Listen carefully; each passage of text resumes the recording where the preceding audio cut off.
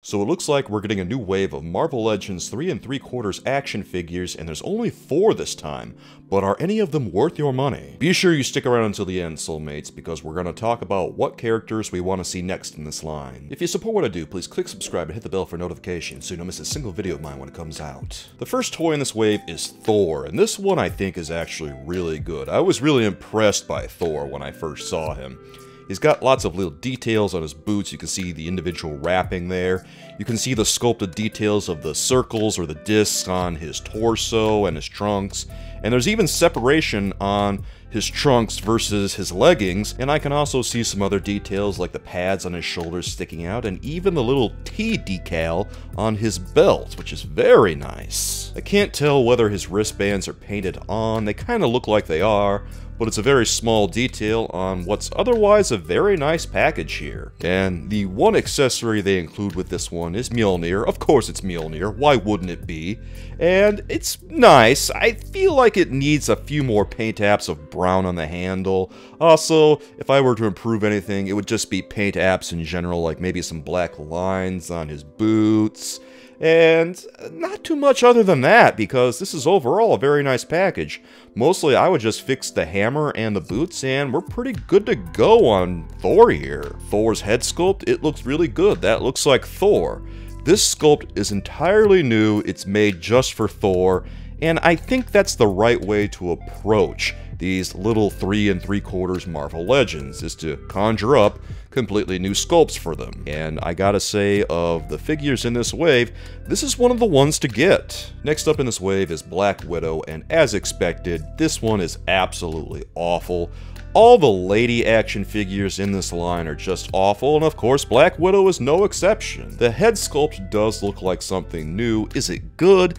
Not really. It doesn't look like Black Widow from the comics, I don't think. And besides that, we're seeing the telltale signs of massive reuse across all the lady action figures. Once again, Black Widow has go-go boots just like all the other ladies, and she's reusing Sue Storm's legs too, it looks like. Black Widow does not wear heels in her costume. It doesn't make sense for her to wear heels in her costume. What's she gonna do, jump around and do martial arts in 4-inch heels that she can barely walk in? No, that's dumb. She should have flat footwear just like Elektra should, just like Sue Storm the Invisible Woman should. And the wild thing is that that's not the only thing about this one that's wrong. Her gloves are also wrong, and how do you do that? You've already got the black gloves at the top of the hand that you're reusing from other figures, so how did you just paint it wrong? Other than that, it looks like the details are mostly right. The wristbands look really cool.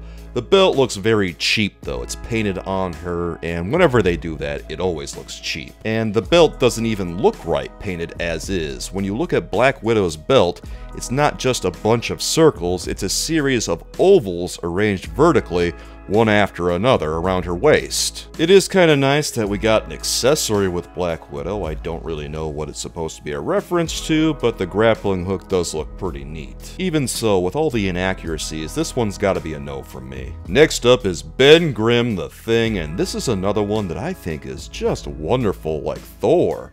He looks like he's got all the right details in the right places, and they're all sculpted on. It looks terrific. He's got all those rock details like we're supposed to see on Grimm, of course, but he's also got his trunks sculpted on, which is really cool. They got that band molded on at the top of his waist, and the little parts on his legs look like they're raised up a little bit. You see the folds too.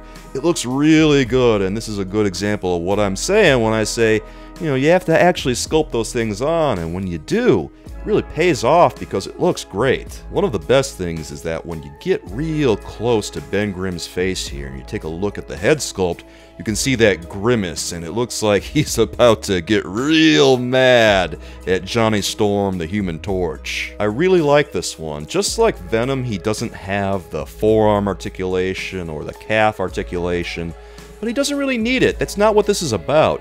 It's about those key 5 points of articulation, and I think this is another one to get in this wave. This one is totally worth it. Something to think about is that with the release of The Thing, we now have the entire Fantastic Four available at our fingertips in 3 3/4 inch size. But only 2 of the action figures are really any good because the Thing and the Human Torch are really great, and they always translate really well to action figures because of the nature of their powers. But the Invisible Woman and Reed Richards' Mr. Fantastic are a little tougher because with Sue Storm you have the power of invisibility among a host of force field type powers, and with Reed Richards you have the power to, well, stretch and increase your size and stuff. And you can depict those both in action figure form, but then you have to take the action figures and get really creative with how you do it, like using clear plastics and accessories and doing new sculpts specifically for Mr. Fantastic so we can see those stretchy powers in action. And the last action figure in this wave is the Green Goblin. Boy, this one is a huge disappointment. They really took Spider-Man's arch enemy, one of his top 3 villains, and made an action figure of him where they recycled the heck out of him. The gloves and the boots look good. They look like they belong to the Green Goblin, but the arms and the legs are entirely too smooth because the Green Goblin wears chainmail, dude. He wears chainmail. Where's the chainmail texture on the arms and the legs? This is something that Toy Biz was able to pull off in the early 90s. There's absolutely no reason why in 2022 Hasbro shouldn't be able to pull off the chainmail texture on a Hobgoblin or a Green Goblin action figure. Besides that, it looks like his details are just painted on his body. The belt is just painted on. It looks terrible. It looks cheap because it is cheap. The ends of the tunic is just painted on the legs too. Again, looks cheap because it is cheap. Besides the gloves and the boots, the nicest thing I can say about the Green Goblin is that the head sculpt looks pretty good, and it's nice to have his purse as well as his goblin glider, but I can't help but be disappointed that they didn't include a pumpkin bomb. It's a really obvious accessory to include with him, and the fact it isn't here is just a letdown. For one of Spider-Man's greatest villains, I really expected a lot more, but this one's gonna be a pass from me. Well, Soulmates, what do you think of these new Marvel Legends 3 3/4 inch action figures? Are these ones that you're gonna get? Are you maybe gonna skip this one? Or are you only gonna get probably half the wave? Also, what characters do you want to see in the next wave? I would love to see a retro Dr. Octopus. I don't know how they would manage his tentacles for this one, but I would love to see what they do with it, and I hope that it's amazing. Whatever you want to see, guys, be sure you let me know in the comments. I would love to hear from you. I'll be back again soon with some more thoughts about new comic book toy news. And until then, with love from me to you, bye-bye.